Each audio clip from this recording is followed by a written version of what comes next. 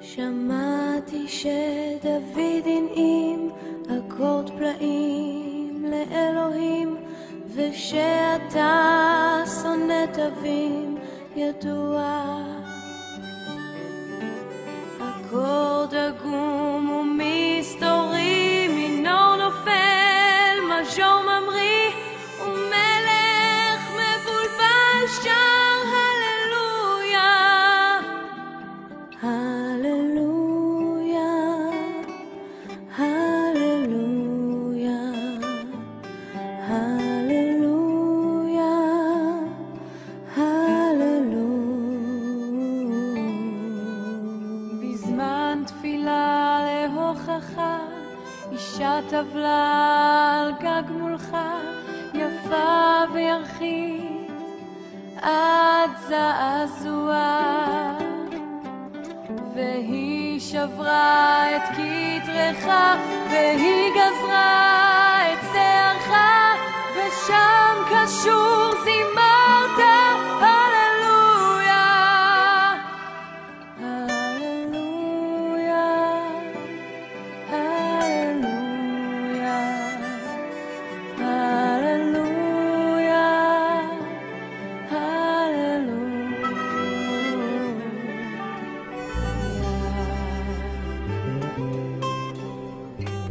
אולי נסעתי שם לשווא, אני לא ממש זוכר עכשיו. האם זה משנה לך? מדוע? בכל מילה ושם יש אור, ולא חשוב אם המזמור הוא שבר או שלמות של הללויה.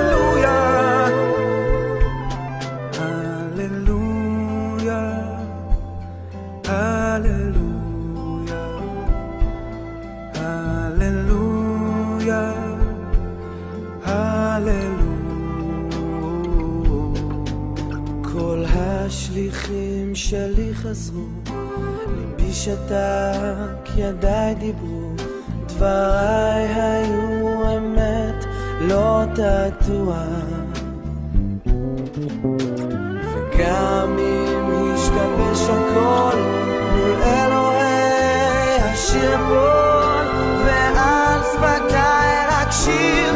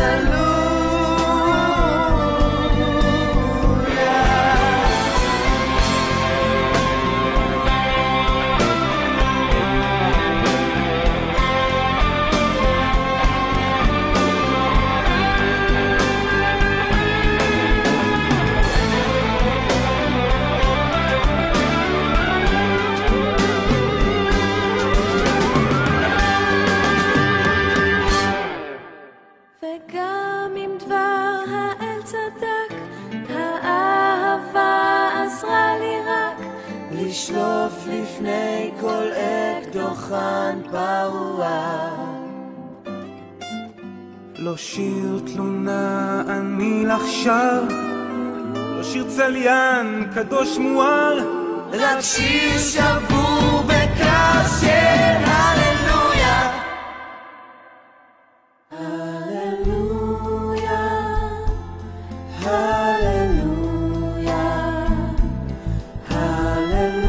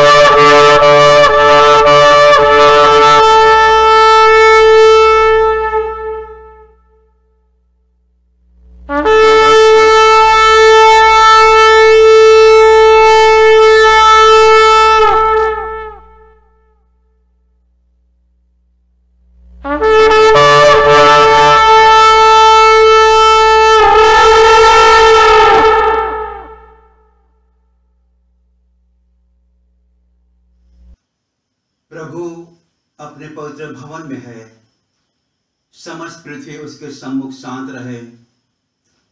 परमेश्वर आत्मा है और यह आवश्यक है कि उसके आराधक आत्मा और सच्चाई से उसकी आराधना करें। आओ हम प्रभु का जय जयकार करें, अपने उद्धार की चट्टान का जय घोष करें, गुणगान करते हुए उसके सम्मुख आए, स्तुति गान गाते हुए उसका जय घोष करें। ओ मेरे प्राण प्रभु को धन्य कर, मेरे अंतर का सर्वस्व उसके पवित्र नाम को धन्य कहे। ओ मेरे प्राण प्रभु को धन्य कर और उसके उपकारों को ना भूल। जब तक प्रभु मिल सकता है उसको ढूंढ लो, जब तक वो समीप है उसको पुकार लो। दुर्जन मनुष्य अपने मार्ग को छोड़ दे, अधार्मिक व्यक्ति अपने बुरे विचारों को वह प्रभु को लौटे, जिससे प्रभु उस पर दया करे। वह प्रभु के पास आए क्योंकि प्रभु उससे पूर्णतः क्षमा करेगा। आमीन। परमेश्वर ने संसार से ऐसा प्रेम किया कि उसने अपना इकलौता पुत्र यीशु ख्रीस्त दे दिया, तो हमें पापों से बचाए, स्वर्ग में हमारे निवेदन करता हो और हमें शाश्वत जीवन में पहुँचाए। इसलिए पश्चाताप और विश्वास के साथ अपने पापों का अंगीकार करें। हम परमेश्वर की आज्ञाओं का पालन करने का और सब मनुष्यों के साथ मेल मिलाप और प्रेम से रहने का दृढ़ निश्चय करें। कुछ क्षण मौन होकर क्रम संख्या 6 की प्रार्थना हम एक साथ कहेंगे। हे सर्वशक्तिमान परमेश्वर, हमारे स्वर्गीय पिता, हमने मन, वचन और कर्म से तेरे विरुद्ध और अपने साथियों के विरुद्ध पाप किया है। हमने अपनी अज्ञानता और दुर्बलता के कारण और जानबूझकर भी बुराई की है और भलाई करने में असफल रहे हैं। इन सब पापों के लिए हम सचमुच खेदित हैं और अंतःकरण से पश्चाताप करते हैं। तेरे पुत्र यीशु ख्रीस्त ने हमारे लिए अपने प्राण दिए, उसी के कारण हमने जो पाप किए हैं उनको क्षमा कर और यह वर दे कि भविष्य में हम नया जीवन पाकर सदा तेरी सेवा करें, ताकि तेरे पवित्र नाम की महिमा हो। आमीन। सर्वशक्तिमान परमेश्वर उन सबको क्षमा करता है जो अपने साथी को क्षमा करते हुए सच्चा पश्चाताप करते हैं। वो हम पर दया करें, हमारे सब पापों को क्षमा करे, उनसे हमको छुटकारा दे, सब भले कामों में स्थिर और सबल करे और शाश्वत जीवन बनाए रखे। आमीन। आमीन। परमेश्वर को धन्यवाद हो।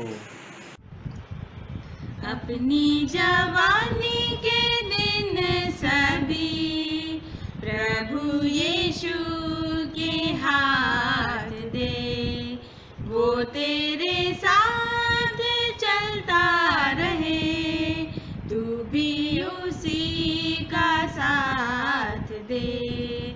अपनी जवानी के दिन सभी प्रभु यीशु के हाथ दे, वो तेरे साथ चलता रहे, तू भी उसी का साथ दे। ऐसी हो तेरी निर्मल जवानी, कोई कभी ना ठोकर खाए, तेरे करम पर, तेरे चलन पर कोई कभी ना उंगली उठाए। प्रार्थना करने से बीते हर पल, कोई तो ऐसा दिन रात दे। अपनी जवानी के दिन सभी प्रभु यीशु के हाथ दे। प्रभु के पद पर तू जो चलेगा, ज्ञान और बुद्धि के स्रोत बढ़ेंगे। स्वयं को उसके हाथों में देना, जीवन में खुशियों के फूल खिलेंगे। अब प्रार्थना है तुझसे हर पल, कोई तो ऐसा मार्ग दे। अपनी जवानी के दिन प्रभु यीशु के हाथ दे। प्रभु को पाने की कुंजी यही है, उसके वचन से होना ना दूर। प्रार्थना भक्ति करना नियम से और गवाही देना जरूर, ताकि कलीसिया तुझ पर बने। जीवन से ऐसा तू काम ले, अपनी जवानी के दिन सभी प्रभु यीशु के हाथ दे। वो तेरे साथ चलता रहे, तू भी उसी का साथ दे। मैं आपके सामने पवित्र शास्त्र वचन पढ़ूंगी। उत्पत्ति की पुस्तक उसका 6वां अध्याय उसके 5वें पद से 8वें पद तक, जहाँ परमेश्वर का वचन ये कहता है, यहोवा ने देखा कि मनुष्यों की बुराई पृथ्वी पर बढ़ गई है और उनके मन के विचार में जो कुछ उत्पन्न होता है वह निरंतर बुरा ही होता है। और यहोवा पृथ्वी पर मनुष्य को बनाने से पछताया और वह मन में अति खेदित हुआ। तब यहोवा ने कहा, मैं मनुष्य को जिसकी मैंने सृष्टि की है पृथ्वी के ऊपर से मिटा दूंगा। क्या मनुष्य, क्या पशु, क्या रेंगने वाले जंतु, क्या आकाश के पक्षी, सबको मिटा दूंगा, क्योंकि मैं उनके बनाने से पछताता हूँ। परंतु यहोवा के अनुग्रह की दृष्टि नूह पर बनी रही। यह परमेश्वर का वचन है। परमेश्वर को धन्यवाद हो। इफिसियों की पत्री उसका 4वां अध्याय उसके 17वें पद से 24 पद तक। इसलिए मैं यह कहता हूँ और प्रभु में आग्रह करता हूँ कि जैसे अन्य जातीय लोग अपने मन की अनर्थ रीति पर चलते हैं, तुम अब से फिर ऐसे ना चलो, क्योंकि उनकी बुद्धि अंधेरे हो गई है और उस अज्ञानता के कारण जो उनमें है और उनके मन की कठोरता के कारण वे परमेश्वर के जीवन से अलग किए हुए हैं और वे सुन्न होकर लुचपन में लग गए हैं कि सब प्रकार के गंदे काम लालसा से किया करें। पर तुमने मसीह की ऐसी शिक्षा नहीं पाई, वरन तुमने सचमुच उसी की सुनी है जैसा यीशु में सत्य है, उसी में सिखाए भी गए कि तुम पिछले चाल चलन के पुराने मनुष्यत्व को, जो भरमाने वाली अभिलाषाओं के अनुसार भ्रष्ट हो जाता है, उतार डालो और अपने मन के आत्मिक स्वभाव में नए बनते जाओ और नए मनुष्यत्व को पहन लो, जो परमेश्वर के अनुरूप सत्य की धार्मिकता और पवित्रता में सृजा गया है। यह परमेश्वर का वचन है। परमेश्वर का धन्यवाद है। सुसमाचार का पाठ सुने जो कि लिया गया है मत्ती रचित सुसमाचार उसका 5वां अध्याय। मत्ती रचित सुसमाचार उसका 5वां अध्याय उसके 27 पद से 37 पद तक, उसके 27 पद से लेकर के 37 पद तक, जहाँ प्रभु का वचन यूँ कहता है, तुम सुन चुके हो कि कहा गया था व्यभिचार न करना, परंतु मैं तुमसे यह कहता हूँ कि जो कोई किसी स्त्री पर कुदृष्टि डाले वो अपने मन में उससे व्यभिचार कर चुका। यदि तेरी दाहिनी आँख तुझे ठोकर खिलाए तो उसे निकाल कर फेंक दे, क्योंकि तेरे लिए यही भला है कि तेरे अंगों में से एक नष्ट हो जाए और तेरा सारा शरीर नरक में न डाला जाए। यदि तेरा दाहिना हाथ तुझे ठोकर खिलाए तो उसे काट कर फेंक दे, क्योंकि तेरे लिए यही भला है कि तेरे अंगों में से एक नष्ट हो जाए और तेरा सारा शरीर नरक में न डाला जाए। यह भी कहा गया था, जो कोई अपनी पत्नी को तलाक देना चाहता है उसे त्यागपत्र दे। परंतु मैं तुमसे कहता हूँ कि जो कोई अपनी पत्नी को व्यभिचार के सिवा किसी और कारण से तलाक दे तो वह उससे व्यभिचार करवाता है, और जो कोई उस त्यागी हुई से विवाह करे वह व्यभिचार करता है। फिर तुम सुन चुके हो कि पूर्व काल के लोगों से कहा गया था, झूठी शपथ न खाना, परंतु प्रभु के लिए अपनी शपथ को पूरी करना। परंतु मैं तुमसे ये कहता हूँ कि कभी शपथ न खाना, न तो स्वर्ग की, क्योंकि वह परमेश्वर का सिंहासन है, न धरती की, क्योंकि वह उसके पाँवों की चौकी है, न यरूशलेम की, क्योंकि वह महाराजा का नगर है। अपने सिर की भी शपथ न खाना, क्योंकि तू एक बाल को भी न उजला न काला कर सकता है। परंतु तुम्हारी बात हाँ कि हाँ या नहीं कि नहीं हो, क्योंकि जो कुछ इससे अधिक होता है वो बुराई से होता है। ये प्रभु यीशु ख्रीस्ट का सुसमाचार है। हे यीशु ख्रीस्त, तेरी स्तुति हो। आइए हम प्रार्थना करें। वचन में जाने से पहले अपने मनों को, अपने हृदय को परमेश्वर के सम्मुख ले जाएं और परमेश्वर से मांगें कि आज के वचन को समझने और सुनने की सामर्थ्य और शक्ति दे। अनुग्रहकारी जीवित और दयालु परमेश्वर पिता, तेरी हुजूरी में अपने सरों को झुकाते हैं।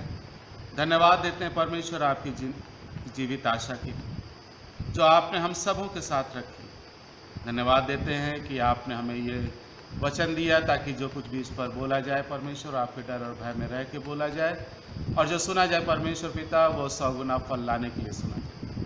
होने दे परमेश्वर, तेरे वचन का एक भी दाना व्यर्थ ना जाए, बल्कि हमें से हर एक के साथ वो फलान्वित होकर के हम सबों को आशीषित करें। प्रार्थना अपने उद्धार करता यीशु ख्रीस्ट के नाम से मांगते, आमीन। आपके समक्ष पढ़ा गया 3 पाठ पढ़े गए थे।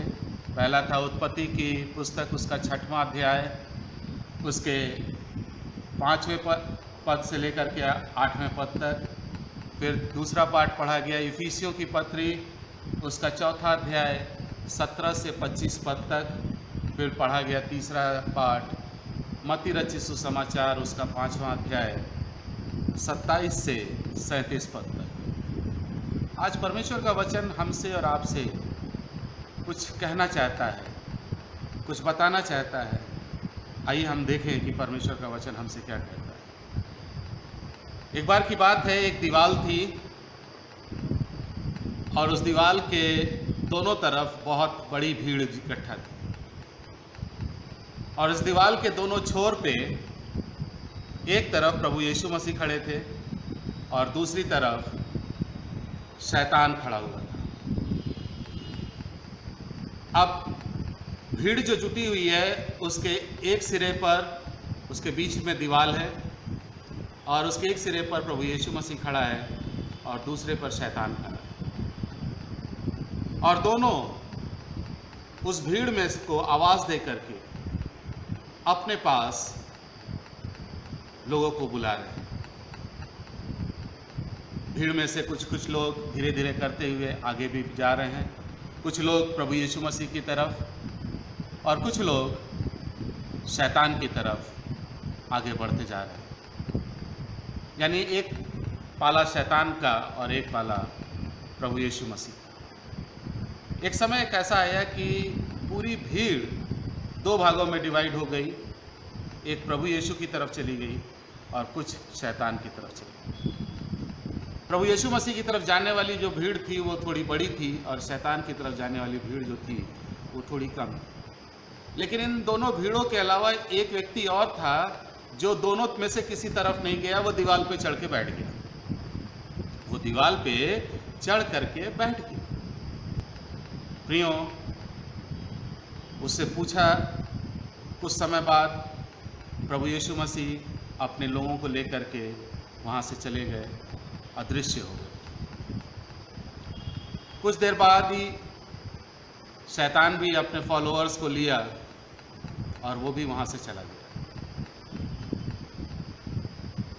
लेकिन वो व्यक्ति उस दीवार पर चढ़ कर बैठा ही रहा। उस दीवार पर बैठा ही था, तब तक अचानक से देखा कि शैतान कुछ ढूंढते हुए फिर से उधर आया। उस व्यक्ति ने पूछा उससे कि क्या तुम कुछ खो दिए हो, कुछ भूल गए हो? उस व्यक्ति ने कहा नहीं। शैतान ने कहा नहीं, मैं कुछ भूला नहीं, मैं तुम्हें लेने आया। उस व्यक्ति ने कहा कि भाई मैं न उधर गया न इधर गया, न प्रभु यीशु की तरफ गया न तुम्हारी तरफ गया, मैं तो दीवार पे चढ़ के बैठ गया, मैं दोनों में से किसी तरफ नहीं जा रहा। तब शैतान ने उससे उत्तर दिया कि जिस दीवार पर तुम बैठे हो वो दीवार मेरी है। प्रियो, जिस दीवार पर हम बैठ जाते हैं, कभी कभी सोचते हैं कि हम न इधर हैं न उधर हैं, वो दीवार या वो जगह शैतान की होती है और हम अनजाने तरीके से व्यभिचार जैसे पाप में, शैतान के जाल में फंसते चले जाते हैं। प्रियो, प्रभु यीशु मसीह ने जो शील्ड बनाई थी उस सारे नियमों और कानूनों के बीच में, वो शील्ड इसलिए बनाई थी जो मत्ती 5:27 में दिया गया। मत्ती 5 के 27वें पद में प्रभु यीशु मसीह साफ कहते हैं कि व्यभिचार न करना। 10 आज्ञाओं में से भी अगर हम 7वीं आज्ञा को देखें तो वहाँ पर भी प्रभु परमेश्वर हमसे और आपसे ये कहता है कि तू व्यभिचार न करना। प्रियो, व्यभिचार एक ऐसा पाप है जिसके चंगुल में इंसान बड़ी आसानी से पड़ जाता है। पुराने समय में एक संत हुआ करते थे, उनका नाम था पेद्रो पाए। उन्होंने लिखा है कि devil is like a rabid dog, devil is like a rabid dog tied with chain, beyond the length of the chain he cannot catch hold of anyone, and if you keep distance he will not caught you. Sant Pedro कहना ये चाहते हैं कि शैतान एक उस खूंखार कुत्ते के समान है जो चेन से बंधा हुआ है, जिसकी थोड़ा डिस्टेंस की चेन है, थोड़ी लंबी चेन है, और अगर आप उसके नज़दीक जाएंगे तो वो तुम्हें पकड़ लेगा, he will caught you. व्यभिचार भी कुछ इसी तरीके से। प्रियो, अभी कुछ दिन पहले ही पश्चिम बंगाल में बाढ़ आई और जो नदी के निकटवर्ती गांव थे वे पूरे बह गए, पूरे के पूरे बह गए। ऐसा लगने लगा कि इतना ज़्यादा विनाश कर किया, वो किनारों को तोड़ करके, जो सागर था वो किनारों को तोड़ करके आगे बढ़ गया, भारी विनाश किया, पूरा क्षेत्र पूरी तरह से बर्बाद हो गया। लेकिन जब बाढ़ चला गया तब सब कुछ एक जैसा हो गया। पहचान में नहीं आता था कि यहाँ पर कभी कोई गांव हुआ करता है, यहाँ पर कभी घर हुआ करता है। ठीक इसी तरीके से है प्रियो कि जब व्यभिचार हमारे जीवन में आता है तो ये इतना ज़बरदस्त आता है कि इससे हम अपने जीवन की पहचान भूल जाते हैं और हम अपनी सीमा से बाहर निकलते हैं। प्रभु यीशु मसीह ये एक प्रकार की शील्ड हमारे लिए तैयार करके हमको दिया है। कहा तो पूर्व काल में साफ लिखा हुआ है कि तुम सुन चुके हो कि पूर्व काल में लोगों से कहा गया कि तू झूठी शपथ न खाना, लेकिन हम अपने स्पाउस से इस व्यभिचार के चक्कर में हम कितनी बार झूठ बोलते हैं, शायद ये भूल जाते हैं कि हमारा खुदा जो अंतर्यामी परमेश्वर है, जो सब कुछ जानता है, उसके ज्ञान से कुछ बचा नहीं है, वो भी हमें देख रहा है। हम चाहे 7 तालों के पीछे भी छुप करके कोई काम क्यों ना कर रहे हैं, परमेश्वर की आंखें हमें देखती रहती, तलाशती रहती। प्रियो, आज हमारे जीवन में हम अपनी पहचान खो देते हैं, हमारे संबंधों में विश्वसनीयता खत्म हो जाती है। परमेश्वर का वचन हमसे और आपसे यही लेकर के आता है कि हम व्यभिचार न करें। बाउंड्री जो है वो सेट कर दी गई है, हमें क्या करना है, केवल अपने हार्ट की अडल्टरी से बचे रहना। वचन साफ कहता है कि मैं तुमसे कहता हूँ कि कोई भी स्त्री पे कुदृष्टि डाले वो मन में उसके साथ व्यभिचार कर चुका। ऐसा कब होता है? ऐसा व्यक्ति के जीवन में क्यों होता है और किस लिए होता है? प्रियो, अक्सर हम अपने वैवाहिक जीवन को को हम ये देखने लगते हैं, सोचने लगते हैं कि शायद अब हमारे पास वो चीज़ नहीं रह गई जो कल हुआ करती। आज हमारे पास देखा जाए तो इंडियानापोलिस स्टार करके एक पत्रिका है अमेरिका की, वहाँ पर उस पत्रिका में छपा डेट मैं बता दूंगा कभी आपको। उस पत्रिका में छपा कि अमेरिका में सारे संसार के सभी देशों से ज़्यादा तलाक होते हैं, डाइवोर्स होते हैं। क्या डाइवोर्स करना उचित है? क्या पत्नी को तलाक देना उचित है? वचन कहता है कि यदि कोई कुदृष्टि पर डाले तो अपने मन में उसके साथ व्यभिचार कर चुका। यदि कोई तलाक का पत्र दे, त्याग पत्र दे, तो वो अपनी वह पत्नी से व्यभिचार करवाने की सोच रहा है। प्रियों, एक ऐसी शील्ड प्रभु यीशु मसीह ने तैयार करके हमें दी कि हमें उस पर चलना है, हमें उसका पालन करना है।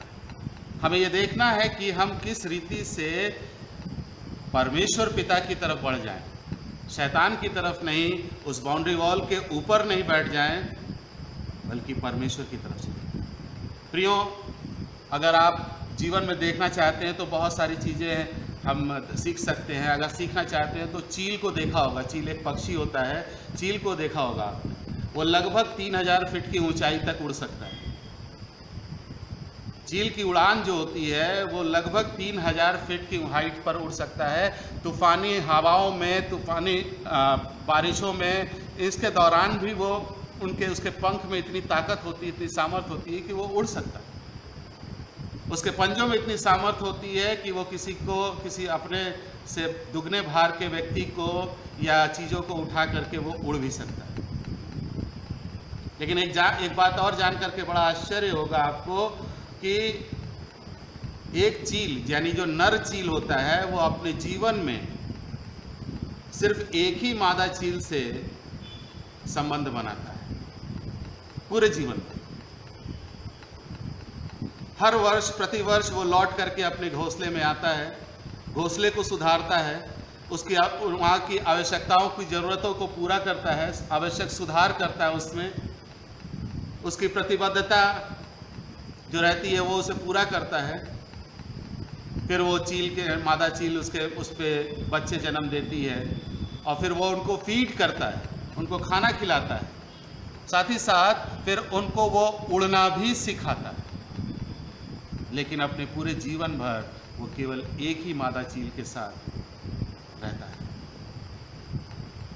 ये पक्षी जो शायद बहुत ही कम ज्ञानवान है, लेकिन देखने से तो ऐसा लगता है कि हमसे ज़्यादा बुद्धिमान है, हमसे ज़्यादा परमेश्वर की आज्ञाओं पे चलने वाले लोग पक्षी हैं।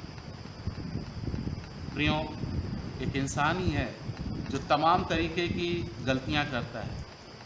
ये जानवर, ये वो गलतियां नहीं करते। पक्षी, ये लोग गलतियां नहीं करते। जो इनका नेचर है वो उसी नेचर से चलते। प्रियों, हमें इस मादा और नर चील से सीख लेनी चाहिए कि किस प्रकार से हमें अपने जीवन में आगे बढ़ना है। प्रियों, 7वीं आज्ञा जो इस्राएल जाति के लोगों के लिए दी गई थी, वो पूरी जाति के लोगों को इसलिए दी गई थी कि ताकि वे विवाह में अपने स्पाउस के साथ ईमानदारी से बने रहें, ईमानदार बने रहें, विवाह में निष्ठा का भी पालन करते रहें, विवाह में निष्ठा का पालन करते रहें, क्योंकि स्वस्थ परिवार की जो आधारशिला है वो अच्छी सोच, अच्छे विचार और अच्छे लोगों के साथ आती है। प्रत्येक घराना जिसमें फूट होती है, मत्ती 12:25 पद कहता है कि प्रत्येक घराना जिसमें फूट होती है वो बना ना रहेगा। साफ लिखा हुआ है कि घराने जिसमें फूट है वो बने ना रहेंगे। भविष्य में बड़ी हानिकारक दशा को दर्शा रहा है ये। इस बात की चिंता ना करिए कि बच्चों के लिए आप क्या छोड़ जाएंगे, ये इस बात की चिंता कीजिए कि बच्चों में आप क्या छोड़ जाएंगे।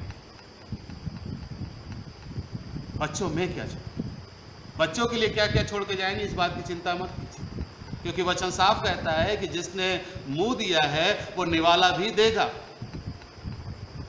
चिड़िया भी न तो काटती है, न बोती है, न कुछ करती है, लेकिन परमेश्वर पिता उसको भी अनाज का दाना उसके मुंह में डालता है।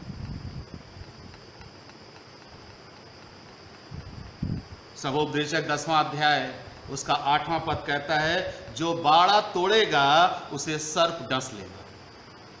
जो बाड़ा तोड़ेगा, जो बाड़ा तोड़ेगा उसे सर्प डस लेगा। दूसरी बात है प्रियो, हमें अपने वैवाहिक जीवन में परिपक्वता रखनी, परिपक्वता, मैच्योरिटी। इस 7वीं आज्ञा का वर्णन ऐसे शब्दों में किया गया है जिससे कि परमेश्वर ने विवाह के संबंध में परमेश्वर का जो विचार है वो स्पष्ट रीति से पता चलता है। उसकी योजना पति और पत्नी के लिए के बीच में एक उच्च स्तर की प्रतिबद्धता है, एक मैच्योरिटी उच्च स्तर की। यूहन्ना 8:10 से 11 को अगर देखेंगे, यूहन्ना रचित सुसमाचार उसका 8वां अध्याय 10 से 11 पद देखेंगे या आगे पढ़ेंगे तो वहाँ पर एक व्यभिचारिणी स्त्री का वर्णन है। जब प्रभु यीशु मसीह के समक्ष उस व्यभिचारिणी स्त्री को लाया गया और तब लोगों उसने जमीन पर कुछ लिखा और लोग वहाँ से चले गए बिना उस पर पत्थरवाह किए। और वहाँ चले गए तब परमेश्वर के बेटे ने उससे कहा, जब इन लोगों ने तुझ पर कोई दंड की आज्ञा नहीं रखी तो मैं तुझ पर कोई दंड की आज्ञा नहीं रखता। परमेश्वर जानता है कि हम सिर्फ धूल से बने हुए हैं, लेकिन वो हमें धूल में रहने नहीं देना चाहता। परमेश्वर जानता है कि हम मिट्टी से बने हैं, लेकिन हमें मिट्टी में गिरे रहना नहीं देना चाहता। परमेश्वर चाहता है कि हम आगे बढ़ें खराई से और पवित्र जीवन में अपना जीवन व्यतीत करें। प्रियो, मत्ती रचित सुसमाचार और इफिसियों की पत्री उसका 4था अध्याय 17 से 25 पद, ये दोनों हमारे लिए एक शील्ड लेकर के आता है, एक ऐसा आवरण जिससे हम इस व्यभिचार, इस पाप से बच सकते हैं।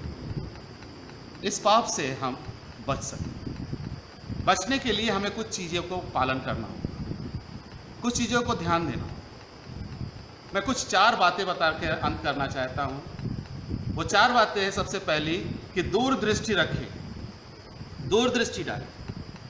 व्यभिचार इसलिए होता है कि व्यभिचार इसलिए होता है कि जो उसमें संलग्न रहते हैं, जो या संलग्न होते हैं, वो केवल वर्तमान को देख रहे होते हैं। वो केवल वर्तमान, प्रेजेंट को देख रहे हैं। उन्हें दूरदृष्टि की आवश्यकता है।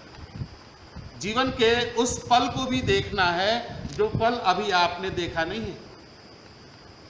अगर पति व्यभिचार करता है या एक पुरुष व्यभिचार करता है तो वो ये ना सोचे कि उसकी जो सुंदरता है, कोई स्त्री उस पर मोहित हुई है तो ये सुंदरता ये हमेशा ऐसी रहेगी। एक दिन आएगा कि उसके भी सिर के बाल उड़ेंगे, एक दिन आएगा कि उसका भी सीना अंदर जाकर के पेट बाहर होगी, उसका एक दिन आएगा कि उसकी भी जो तोंद है पैंट की बेल्ट से लटकती नजर आएगी। या स्त्री ये ना, पुरुष ये ना सोचे कि, या स्त्री ये ना सोचे कि वो जिंदगी भर उतनी ही सुंदर, उतनी ही अच्छी बनी रहेगी जैसे कि जिस वक्त वो ब्याही गई। दूरदृष्टि देखें। अगर हम दूरदृष्टि नहीं देखते हैं और जो नहीं देखते हैं प्रियो, ये ना सोचें कि आप अपनी प्रेमिका के अंदर बहुत कुछ पालेंगे। और ये ना सोचे कि कोई प्रेमी के अंदर बहुत कुछ पाले। एक वक्त आएगा कि सब चीज़ें दूर चली जाएंगी। एक वक्त आएगा कि महिला भी, स्त्री भी बूढ़ी मित्र मंडलियों के बीच में बैठ करके गपशप करती नजर आएंगी और पुरुष भी अपने साथी भाइयों यानी उम्रदराज लोगों के साथ बैठे नजर आएंगे। हर वक्त वो जवानों के साथ नहीं रह पाएंगे या वो जवान बने नहीं रह पाएंगे। फिलिपियों 2:3 दूसरा अध्याय उसके 3रे पद को देखें, उसमें स्मरण करें। वहाँ पर साफ लिखा हुआ है कि हमें क्या करना है, उस पर दृष्टि डालें।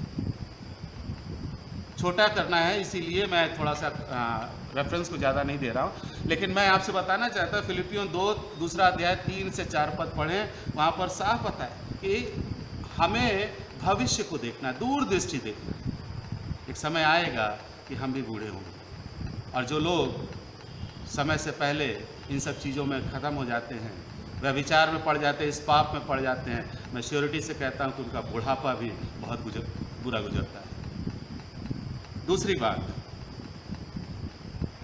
उसकी जो सुंदरता है, कोई स्त्री उस पर मोहित हुई है तो ये सुंदरता ये हमेशा ऐसी रहेगी। एक दिन आएगा कि उसके भी सिर के बाल उड़ेंगे, एक दिन आएगा कि उसका भी सीना अंदर जाकर के पेट बाहर होगी, उसका एक दिन आएगा कि उसकी भी जो तोंद है पैंट की बेल्ट से लटकती नजर आएगी।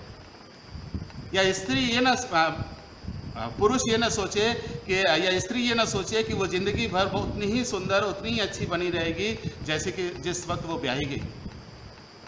दूरदृष्टि देखिए। अगर हम दूरदृष्टि नहीं देखते हैं, और जो नहीं देखते हैं प्रियो, ये ना सोचें कि आप अपनी प्रेमिका के अंदर बहुत कुछ पालेंगे, और ये ना सोचे कि कोई प्रेमी के अंदर बहुत कुछ पाले। एक वक्त आएगा कि सब चीज़ें दूर चली जाएंगी। एक वक्त आएगा कि महिला भी, स्त्री भी बूढ़ी मित्र मंडलियों के बीच में बैठ करके गपशप करती नजर आएंगी, और पुरुष भी अपने साथी भाइयों यानी उम्रदराज लोगों के साथ बैठे नजर आएंगे। हर वक्त वो जवानों के साथ नहीं रह पाएंगे, या वो जवान बने नहीं रह पाएंगे। फिलिपियों 2:3 दूसरा अध्याय उसके 3 पद को देखें, उसमें स्मरण करें, वहाँ पर साफ लिखा हुआ है कि हमें क्या करना है, उस पर दृष्टि डालें।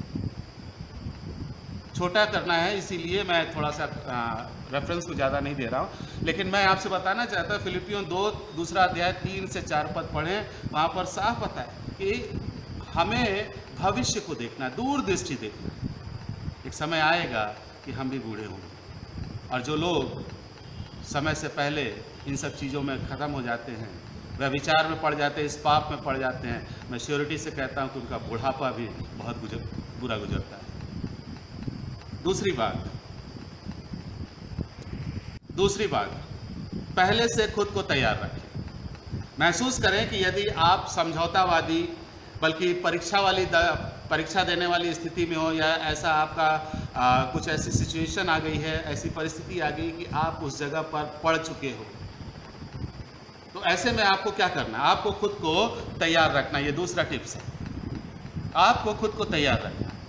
उस परीक्षा में पढ़ने से पहले आपको उस परीक्षा को पहचान लेना है, ठीक उस यूसुफ के समान जब वो पोतीफर की पत्नी उसको लालच देती थी, उसके ऊपर अपनी आसक्ति दर्शाती थी, वो दिखाती थी कि वो कितना प्रेम करती है, वो क्या करता था? यूसुफ भाग जाता था, दूर भाग जाता था। उसने अनाचरण नहीं किया, व्यभिचार नहीं किया, वो क्या किया? दूर भाग गया। प्रियों, हमें भी अपनी प्रतिज्ञाओं के प्रति पवित्रता के साथ रहना, उसको आघात नहीं पहुंचाना है, हमें कोई बहाना नहीं बनाना है। दूसरा तिमोथियस उसका 2 अध्याय 22वां पद कहता है, जवानी की बुरी अभिलाषाओं से भाग। जवानी की बुरी अभिलाषाओं से भाग। तीसरी बात जो मैं रखना चाहता हूं आपके समक्ष, कि खुद को रोकें। याद रखें कि व्यभिचार ऐसे ही घटित नहीं होता, व्यभिचार ऐसे ही नहीं हो जाता। सबसे पहले ये कुछ करने के लिए प्रेरित करता है। सबसे पहले वो मस्तिष्क में या मन से प्रारंभ होता है। मत्ती रचित सुसमाचार उसका 15वां अध्याय 19वां पद देखें, वहां लिखा है कि हम इस परीक्षा से लड़ना प्रारंभ करते हैं। इस परीक्षा से लड़ना मन से ही प्रारंभ करते हैं। रोमियो 12:2 को देखें, उसको स्मरण रखें, या मत्ती 5:27 से 30 में जो बात रखी गई है, लालसा भरी, यानी इसको अगर स्पष्ट किया जाए तो वासना से भरी हुई एक दृष्टि डालना भर नहीं है। केवल दृष्टि डालना भर नहीं, बल्कि उसे बार बार देखने का भी मन करता है। अय्यूब 31:3 में लिखा है कि मैंने अपनी आंखों के विषय वाचा बांधी, फिर मैं किसी कुंवारी पर क्यों कर आंखें लगाऊं? क्यों करके आंखें लगाऊं? व्यभिचार न कर। प्रियों, आजकल हम लोग के हाथ में सबसे बड़ी चीज़ जो आ गई है मोबाइल और कंप्यूटर। हम नहीं जानते कि हम में से कोई 10 लोग बैठे हैं, लेकिन हम में से कोई बैठ करके उस मोबाइल से ही व्यभिचार शुरू कर दिया, उस लैपटॉप से ही व्यभिचार शुरू हो गया। उसका मन से, आँखों से प्रारंभ होता है, मन में शुरू होता है और उसके बाद धीरे धीरे वो घर करने लगता है। अक्सर बुक स्टॉल पे पड़ी हुई मैगजीनों को देखने के बाद लोगों के मन में ये सब शुरू होता है। पहले समय में ये देखा जाता है, आज के समय में कुछ और डिवाइसेस आ गए हैं, आप जानते हैं। तीसरी बात, चौथी और अंतिम बात मैं बताना चाहता हूँ कि ईश्वरीय भय का एहसास रखें। याद रखें कि आपकी उपस्थिति उसके सामने हमेशा बनी रहे। निरंतर उसका एक दूत, उसका एक पवित्र आत्मा आपके साथ बना रहता है, आपके हर कार्यों को देखता है। चाहे आप जो भी कर रहे हो, भला कर रहे हो भला देखेगा, बुरा कर रहे हो बुरा देखेगा, विचार कर रहे हो, कोई पाप कर रहे हो वो भी देखेगा। परमेश्वर के भय, परमेश्वर के भय का एहसास करते हैं। व्यभिचार एक गंभीर पाप है। अरे इसको शायद परमेश्वर की दृष्टि में तो पाप ही होता है, लेकिन ये इसके बारे में बाइबल में कुछ पाप गंभीर अपराध कहे। पाप तो पाप ही है, लेकिन बाइबल में कई कई चेतावनियों के रूप में भी वर्णन किया गया है। घृणित हैं, उनमें से जो घृणित हैं, जो सबसे गंभीर अपराध है, व्यभिचार भी आता है। पहला कुरिन्थियों उसका 6वां अध्याय 9 से 10 पद में देखें, जहां लिखा है कि जिसका परिणाम अनंत जीवन को खोना होगा। वास्तव में गंभीर है, वास्तव में गंभीर है। जीवन के अंतिम दिनों में राजा सुलेमान कहता है, परमेश्वर का भय मान और उसकी आज्ञाओं का पालन कर, क्योंकि मनुष्य का संपूर्ण कर्तव्य यही है। हम में से कोई 10 लोग बैठे हैं, लेकिन हम में से कोई बैठ करके उस मोबाइल से ही व्यभिचार शुरू कर दिया, उस लैपटॉप से ही व्यभिचार शुरू हो गया। उसका मन से, आँखों से प्रारंभ होता है, मन में शुरू होता है और उसके बाद धीरे धीरे वो घर करने लगता है। अक्सर बुक स्टॉल पे पड़ी हुई मैगजीनों को देखने के बाद लोगों के मन में ये सब शुरू होता है। पहले समय में ये देखा जाता है, आज के समय में कुछ और डिवाइसेस आ गए हैं, आप जानते हैं। तीसरी बात, चौथी और अंतिम बात मैं बताना चाहता हूँ कि ईश्वरीय भय का एहसास रखें। याद रखें कि आपकी उपस्थिति उसके सामने हमेशा बनी रहे। निरंतर उसका एक दूत, उसका एक पवित्र आत्मा आपके साथ बना रहता है, आपके हर कार्यों को देखता है। चाहे आप जो भी कर रहे हो, भला कर रहे हो भला देखेगा, बुरा कर रहे हो बुरा देखेगा, विचार कर रहे हो, कोई पाप कर रहे हो वो भी देखेगा। परमेश्वर के भय, परमेश्वर के भय का एहसास करते हैं। व्यभिचार एक गंभीर पाप है। अरे इसको शायद परमेश्वर की दृष्टि में तो पाप ही होता है, लेकिन ये इसके बारे में बाइबल में कुछ पाप गंभीर अपराध कहे। पाप तो पाप ही है, लेकिन बाइबल में कई कई चेतावनियों के रूप में भी वर्णन किया गया है। घृणित हैं, उनमें से जो घृणित हैं, जो सबसे गंभीर अपराध है, व्यभिचार भी आता है। पहला कुरिन्थियों उसका 6वां अध्याय 9 से 10 पद में देखें, जहां लिखा है कि जिसका परिणाम अनंत जीवन को खोना होगा। वास्तव में गंभीर है, वास्तव में गंभीर है। जीवन के अंतिम दिनों में राजा सुलेमान कहता है, परमेश्वर का भय मान और उसकी आज्ञाओं का पालन कर, क्योंकि मनुष्य का संपूर्ण कर्तव्य यही है। प्रियों, परमेश्वर का भय मान और उसकी आज्ञाओं का पालन कर, क्योंकि मनुष्य का संपूर्ण कर्तव्य यही है। पहला कुरिन्थियों 6वां अध्याय 11 पद के अनुसार परमेश्वर निश्चित ही क्षमा करता है हमारे अपराध। परमेश्वर क्षमा करता है, निश्चित ही क्षमा करता है। हमारी अनाज्ञाकारिता को वो भुला देता है, डिसोबीडियंसी को वो भूल जाता है, बशर्ते हम अगर अपने पापों से पश्चाताप करें। हो सकता है हम में से कई कहें कि हम तो हमेशा पश्चाताप करते हैं, हमेशा पश्चाताप। कम्युनियन लेने से पहले पश्चाताप करते, भेंट डालने से पहले पश्चाताप करते। प्रियो, अगर हम वाकई पश्चाताप करते हैं तो हम राजा दाऊद के समान होंगे। राजा दाऊद ने भी बैतशबा के साथ व्यभिचार किया था, लेकिन जब उसने पश्चाताप किया, जब उसने अपने पापों को मान लिया और परमेश्वर के सामने गिड़गिड़ाया, रोया, तब परमेश्वर ने उसे सुलेमान जैसी एक संतान दी। सुलेमान जो कि संसार का सबसे अधिक धनी व्यक्ति कहा गया, सबसे ज़्यादा वाइज मैन कहा गया, जिसके बारे में सबसे ज़्यादा अच्छा यरूशलेम का मंदिर भी बनवा करके देने वाला वही था। हो सकता है कि हम व्यभिचार में पड़ गए हों, लेकिन परमेश्वर, पहला कुरिन्थियों उसका 6 अध्याय 11 का पद कहता है, वो हमारी अनाज्ञाकारिता को भुला देता है, बशर्ते हम पश्चाताप के साथ और विश्वास के साथ सामने आए, उससे मांगें और फिर कभी ना पढ़ने पाए। खुद को तैयार करें। आज का ये वचन हमें से हर एक के सामने कुछ बातें जो लेकर के आता है वो एकदम सच है कि अगर हम व्यभिचार में पड़े रहेंगे तो प्रियो वाकई हमारे जीवन का अंत निश्चित है। इसलिए वचन साफ कहता है, इफिसियों की पत्री उसका 4 अध्याय 18 पद कहता है, जो लोग व्यभिचार में पड़ जाते हैं उनके लिए लिखा है कि उनकी बुद्धि अंधेरी हो गई है, उनकी बुद्धि अंधेरी हो गई है, और उस अज्ञानता के कारण जो उनमें है और उनके मन की कठोरता के कारण वे परमेश्वर के जीवन से अलग किए गए, परमेश्वर के जीवन से अलग कर दिए जाएंगे।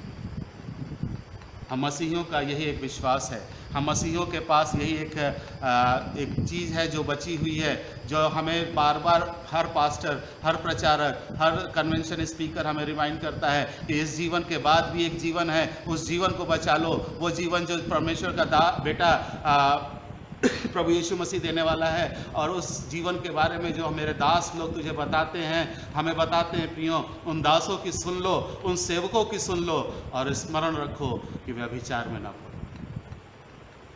10 आज्ञाओं में से 7वीं आज्ञा और प्रभु यीशु मसीह की ये आज्ञा जो वो अपने 12 चेलों को पहाड़ के ऊपर बैठ करके अपने समीप में बुला करके अपने चेलों को ये सिखा रहे हैं, ये बता रहे हैं कि यदि तू तलाक देगा तो अभी तू अपनी स्त्री से व्यभिचार कराता है, क्योंकि जो स्त्री को तलाक पत्र दे देता है उससे तू आत्मिक रूप से, शारीरिक रूप से तो अलग हो जाता है, लेकिन आत्मिक रूप से अलग नहीं हो सकता, क्योंकि तू और वो एक तन और एक मन हो गए हैं।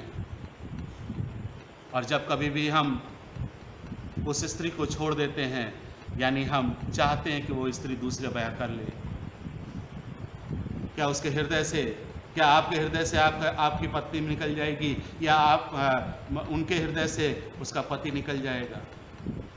नहीं प्रियो, वो जीवन है, उस जीवन का एक इंसिडेंट हो जाएगा, एक घटना हो जाएगी जो दुर्घटना होगी, और उस दुर्घटना से बचना है तो आए हम प्रभु यीशु मसीह के पास आए, उसका शिष्य बने और उससे मांगे कि परमेश्वर क्या देना चाहता है। वो दूसरा जीवन देना चाहता है, एक ऐसा जीवन जहाँ न भूख होगी न प्यास होगी, एक ऐसा जीवन जहाँ जो परीक्षाएं होंगी, न कुछ ऐसी अन्य चीज़ें होंगी, न बुराई होगी, एक ऐसा जीवन जो सदा पवित्रता का जीवन है।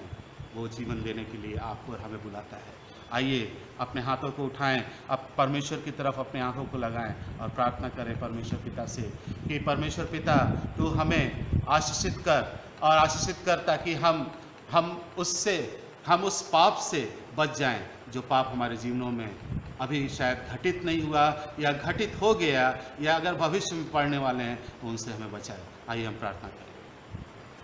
तो वो जीवन जो परमेश्वर का बेटा प्रभु यीशु मसीह देने वाला है, और उस जीवन के बारे में जो मेरे दास लोग तुझे बताते हैं, हमें बताते हैं प्रियो, उन दासों की सुन लो, उन सेवकों की सुन लो और स्मरण रखो कि व्यभिचार में ना पड़ो।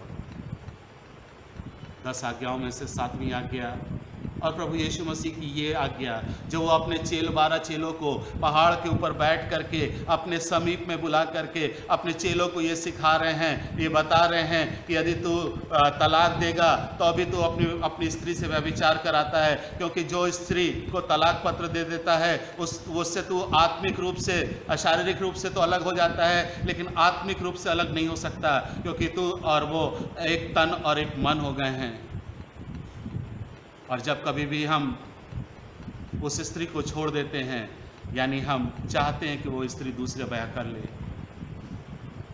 क्या उसके हृदय से, क्या आपके हृदय से आपकी पत्नी निकल जाएगी, या उनके हृदय से उसका पति निकल जाएगा? नहीं प्रियो, वो जीवन है, उस जीवन का एक इंसिडेंट हो जाएगा, एक घटना हो जाएगी जो दुर्घटना होगी, और उस दुर्घटना से बचना है तो आए हम प्रभु यीशु मसीह के पास आए, उसका शिष्य बने और उससे मांगे कि परमेश्वर क्या देना चाहता है। वो दूसरा जीवन देना चाहता है, एक ऐसा जीवन जहाँ न भूख होगी न प्यास होगी, एक ऐसा जीवन जहाँ परीक्षाएं होंगी, न कुछ ऐसी अन्य चीज़ें होंगी, न बुराई होगी, एक ऐसा जीवन जो सदा पवित्रता का जीवन है। वो जीवन देने के लिए आपको और हमें बुलाता है। आइए अपने हाथों को उठाएं, अब परमेश्वर की तरफ अपने आंखों को लगाएं और प्रार्थना करें परमेश्वर पिता से कि परमेश्वर पिता तू हमें आशीषित कर, और आशीषित कर ताकि हम उस पाप से बच जाएं जो पाप हमारे जीवनों में अभी शायद घटित नहीं हुआ या घटित हो गया, या अगर भविष्य में पड़ने वाले हैं उनसे हमें बचाए। आइए हम प्रार्थना करें। हमारे अनुग्रहकारी जीवित और दयालु परमेश्वर पिता, तेरी हुजूरी में अपने सरों को झुकाते हैं, धन्यवाद देते हैं परमेश्वर पिता कि जैसा तेरा दास पौलुस कहता है कि हम ऐसे न हो जाएं जिनकी बुद्धि अंधेरी हो गई है, हम ऐसे न हो जाएं जो अन्य जातियों के मन की रीति पर चलते हैं पिता, हम सुन्न न होने पाएं, हम सुन्न होकर के लुचपन में न लगने पाएं, बल्कि परमेश्वर पिता उस पाप को पहचाने और उससे दूर रहे।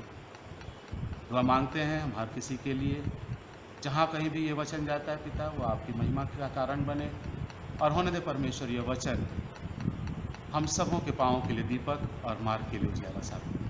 प्रार्थना अपने उद्धारकर्ता यीशु नासरी के नाम से मांगते हैं, आमीन। जय मसीह।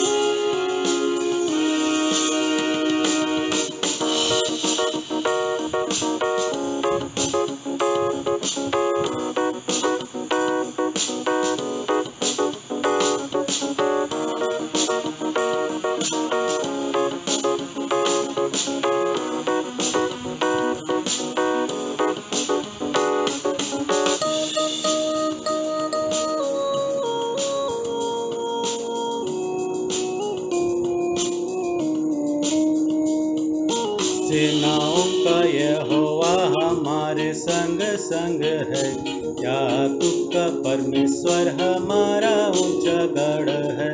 सेनाओं का यहोवा हमारे संग संग है, याकूब का परमेश्वर हमारा ऊंचा गढ़ है।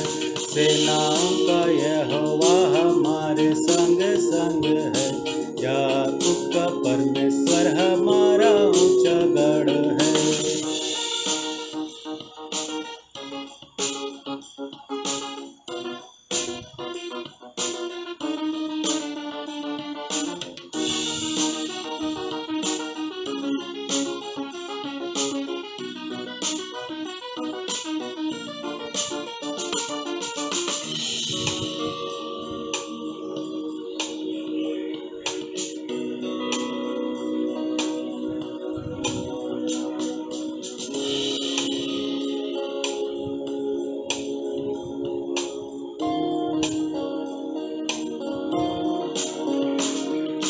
जिसने आकाश बनाया, जिसने पृथ्वी बनाई,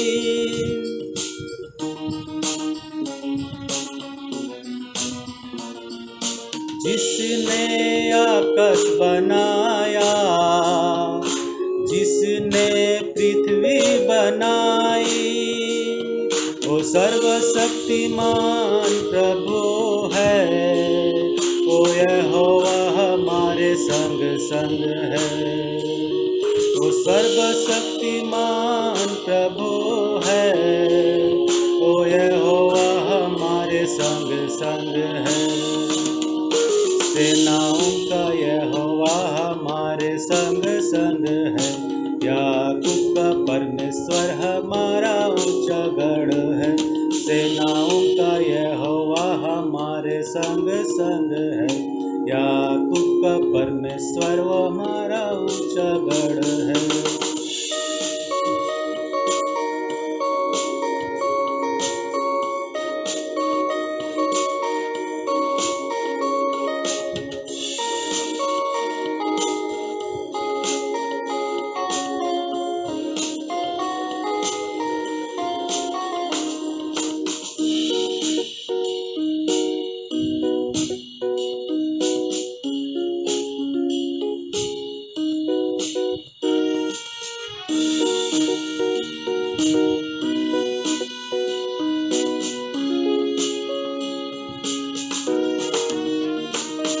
समंदर को जिसने दो भागा, जंगल में मार को निकाला।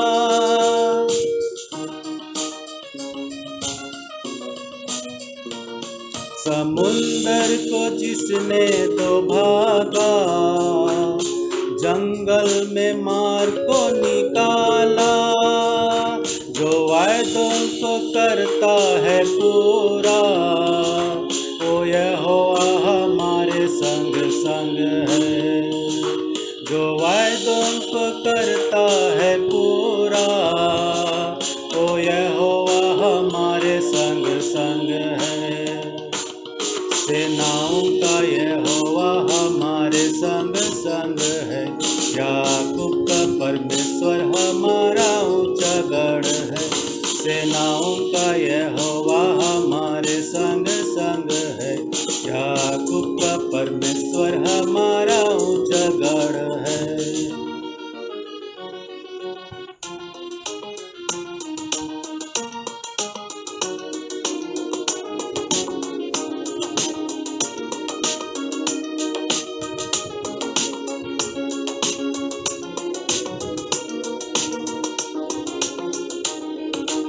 लाजर को जिसने जिलाया, जक्कई को जिसने बचाया।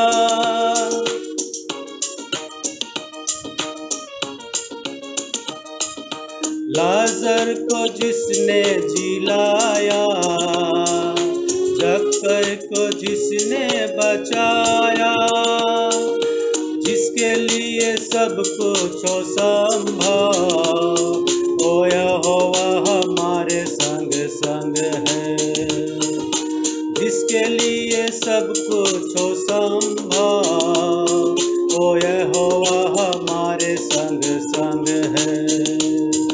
सेनाओं का यहोवा हमारे संग संग है। याकूब का परमेश्वर हमारा ऊंचा गढ़ है। सेनाओं का यहोवा हमारे संग संग है। याकूब का परमेश्वर हमारा ऊंचा गढ़ है। सेनाओं का यहोवा हमारे संग संग है। याकूब का परमेश्वर हमारा ऊंचा गढ़ है। सेनाओं का यहोवा हमारे संग संग है।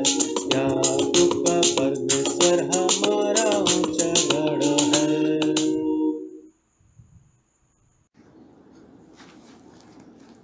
सबको जय मसीह की। प्रेरितों का विश्वास वचन हम सब मिलके साथ बोलेंगे। मैं सर्वशक्तिमान पिता, स्वर्ग और पृथ्वी के सृष्टिकर्ता परमेश्वर पर विश्वास करता हूँ। मैं उसके एकलौते पुत्र हमारे प्रभु यीशु ख्रिस्त पर विश्वास करता हूँ। वह पवित्र आत्मा के सामर्थ्य से गर्भ में आया। वह कुंवारी मरियम से जन्मा। उसने पुन्तियुस पिलातुस के शासन में दुख भोगा। वह क्रूस पर चढ़ाया गया और मारा गाड़ा गया और मृतकों के लोक में उतरा। तीसरे दिन वह जी उठा। वह स्वर्ग पर चढ़ गया और पिता की दाहिनी ओर विराजमान है। वह जीवितों और मृतकों का न्याय करने को फिर आएगा। मैं पवित्र आत्मा पर, पवित्र सर्वलौकिक कलीसिया पर और संतों की संगति, पापों की क्षमा, देह के पुनरुत्थान और अनंत जीवन पर विश्वास करता हूँ। आमीन। आइए हम प्रभु की प्रार्थना एक साथ कहेंगे और मने जहाँ कहीं भी हो तो कृपया खड़े हो जाए। हम सबसे साथ साथ कहेंगे, हे हमारे पिता, तू जो स्वर्ग में है, तेरा नाम पवित्र माना जाए, तेरा राज्य आए, तेरी इच्छा जैसे स्वर्ग में पूर्ण होती है वैसे पृथ्वी पर भी हो। हमारे दिन भर की रोटी आज हमें दे, हमारे अपराधों को क्षमा कर जैसे हमने अपने अपराधों को क्षमा किया है। हमें परीक्षा में ना डाल, परंतु बुराई से बचा, क्योंकि राज्य, पराक्रम और महिमा अब सदा तेरी है। आमीन। अब हमारे प्रभु यीशु मसीह का अनुग्रह, परमेश्वर पिता का प्रेम, पवित्र आत्मा की सहभागिता अब से लेके अब तक जब तक मसीह दोबारा नहीं आते हर एक मसीह विश्वासियों के साथ अब से लेके सदा तक बना रहे। आमीन।